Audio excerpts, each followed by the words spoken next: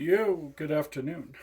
Today we are going to be replacing the battery in a Retrobit controller, and we're going to talk about sustainability a little bit. Pardon my dust, I have a very busy household today, so you're going to be hearing a lot of noise in the background. So I had purchased this Retrobit controller a while back. It is completely wireless, doesn't have any capability for cord play or anything like that. Like, I can't just run it through the charging cable and use it. When I purchased this controller, I was fully aware of its shortcomings and stuff. People were saying, oh, hey, the battery just passively drains on mine. I don't really know why. It just randomly dies, progressively when I'm not using it. So when I bought it, I pretty much knew what I was getting into. A lot of the reviews at the time were talking about this a fair bit. And so when mine had started to do it, not even a month having the controller, I said, you know, this is pretty much going to be it for me then. So Americans produce a lot of e-waste. I think that everybody produces a lot of e-waste these days. It's not entirely unusual or anything. But Americans seem to produce more of it than most. So we get like little wireless gadgets and stuff, and the batteries in them die, and at that point we kind of say to ourselves, oh, we can't use it anymore. We have to go and get rid of it now. So when this controller had started to more or less go the way of the dodo, I had I had realized that I would have to replace it or repair it. God, these adhesive strips, I swear to God. So this battery already has bulging on it. It's already an old cell with a J connector and stuff, and so I was kind of expecting various issues and stuff out of it. Oh, I assume I'm gonna have to get the right tool for the job. Be right back. Ooh.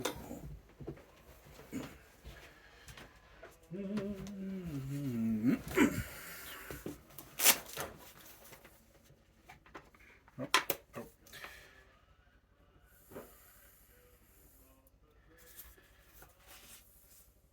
There we go. But yeah, I think as Americans and stuff, like when something breaks or when it doesn't function as intended, we kind of have this tendency to literally go and just get rid of it and replace it with a new one. And then when issues with that actually starts happening as well, we go replace it, go and get a new one. And it's really just not that great, I don't think. Good God, this fucking battery is going to be giving me a run for my goddamn money today, I think. Oh, they used a lot of adhesive on it.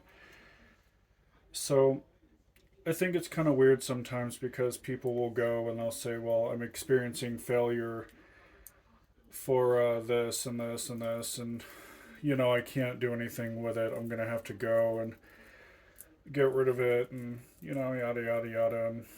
And like, people look for excuses on why things can't be repaired and stuff. They don't want to put in the time, the effort, or any of the energy. Holy shit, that fucking adhesive strip though. So this is a relatively, in my opinion, it's a relatively easy fix and stuff. You just go, open it up, and then you grab the new one and you start getting it situated in there. But when you go and you look at them, this one is substantially more swollen and stuff, and it's just not really looking too good. This one's a lot more thin, it's a lot healthier looking, and it's just a little bit better in that regard. So I think that personally, society is really wasteful. Like, we kind of go, and when something doesn't function right, we toss it out and stuff, and it doesn't really take that much time, energy, and effort to actually go and replace something like this. It just doesn't. People seem to think it does, but it really doesn't. I'm going to have to coil that up a little bit, I think. So for a little bit of time and effort and energy and stuff, you can just go in and, you know, replace the battery yourself, more or less, and it's not super difficult or anything. It's not what I would call really so much a repair, I don't think. It's just going in and replacing the battery and such. So you can go in and just take a couple of minutes of time and I may actually have to steal the sticky pad off that other one. Alright, dude. Let's see if I can get this off of you.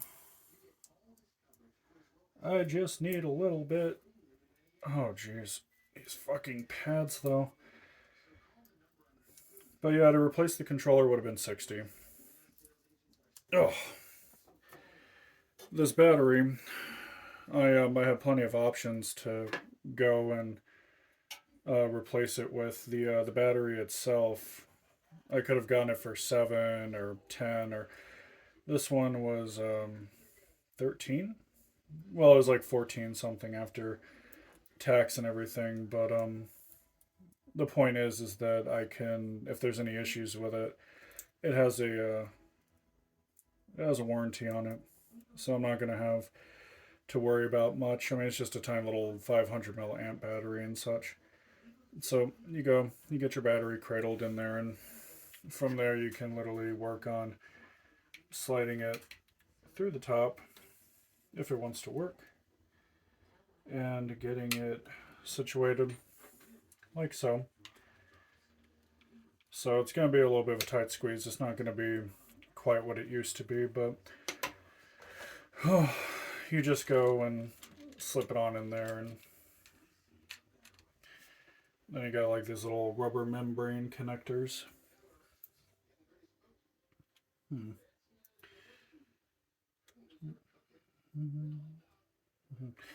But it's important to go and repair stuff for the sake of sustainability. A lot of people don't really realize that these days. They just kind of see something that breaks and they treat it as hello. they God damn it, man. They treat it more as a inconvenience than anything. You know, they kind of just sit there and they don't like it. They want kind of like a instant solution. What is an instant solution, so to speak? You know, they don't want to go and learn anything new or anything like that. I don't mind repairing things. I like tinkering. I'm not the best at it, but I do enjoy it.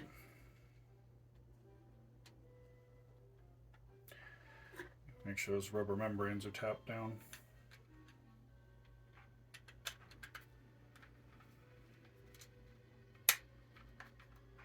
But no, you just go and you snap it back together. We'll throw this old bloated cell out as just an old busted polymer cell, and we'll go from there. But it's important to go and sustain your stuff and repair it because it keeps it out of the landfill. It saves you money in the long run as well. I know a lot of people, they kind of sit there and they're like, well, I don't know how to do it. I don't know how to do this. I don't know how to do that. Like, people will make excuses so quick on why it is that they can't do something or they shouldn't do something, or you know, it gets kind of ridiculous after a while. And as you can see, replacing the battery is not that difficult. I mean, I make it look difficult because my hands are shot, but you know, it's not that difficult. I'm just very clumsy with my hands a lot of the time and stuff. So like when I go and work on things like these, it just takes a little bit more time, a little bit more effort. Oh, magnetic tips, the bane of my existence. But it's not difficult, I don't think. You know, as you can see, it just popped in, popped out, and I'm probably going to look at this older battery later to see what exactly went wrong with it, aside from the obvious.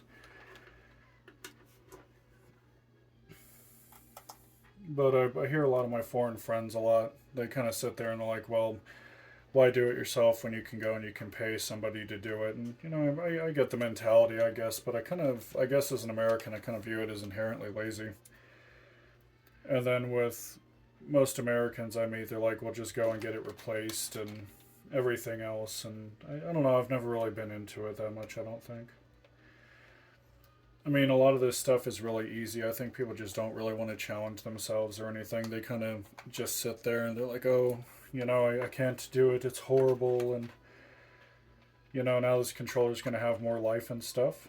I mean, granted, it wasn't getting phenomenal life beforehand. You're not really going to be getting much out of 500 milliamp hours. But it was still really, really nice and stuff. Real basic repair, if you can even call it a repair. But it just took, I think I was waiting on the new battery a couple of days when I had ordered it off of eBay, got 3 day shipping. And it just took a couple minutes of my time after picking it up from the post office box and stuff, and now it's going to be right as rain. So it's really not that bad, we can go and just go and put a new one in, but as people, I feel that we just have this entitlement, or maybe this inherent laziness for why we don't want to do it. But now I don't have to worry about this controller ever entering a landfill in the near future. It's, sustained and stuff. It's ready to go. Has a brand new cell. As you can see, this one's really, really thick and already bulging. That pretty much tells me that it's already bad and stuff. Which is kind of weird because polymer batteries normally don't go bad this fast. So it just took a little bit of ordering, a little bit of time, a little bit of effort. Shame on Retrobit for shipping me a controller that already has a bloated cell inside of it, and shame on them for telling me that there was nothing that they could do when I had reached out to them for help. But it is what it is, I suppose. But yeah, this is just like a little micro mini video while I recover and stuff, just doing a really incredibly rudimentary basic repair. So as you can see, it's not difficult. It's in, it's out, it's on with life and stuff. It's one less thing that's in the landfill, essentially. We produce so much e-waste every year. Most of it is just stuff with batteries. I can't tell you how many times I've seen a Switch Pro controller in the trash because the cell on the back of it, goes bad. And what they don't realize is a lot of people don't realize you can just pop these screws out, pop out a couple more screws, take the back off, and that battery is meant to come out. It's meant to be replaced. It only uses an old 3DS battery, more or less. Like, it literally takes the same battery as a Nintendo 3DS, which if you have a 3DS and you need a battery and can't get one, you can just pull one out of one of these, So, but, like I said, it's important to go and repair your stuff. Don't be afraid of it. I just wanted to do like a little mini video today, share what I was working on and stuff. I hope you guys enjoyed it, or at least learned something from it. So I'm going to go ahead and get this other battery recycled. We'll get it out of here. Thank you for joining me today, and I hope you all are enjoying your Friday.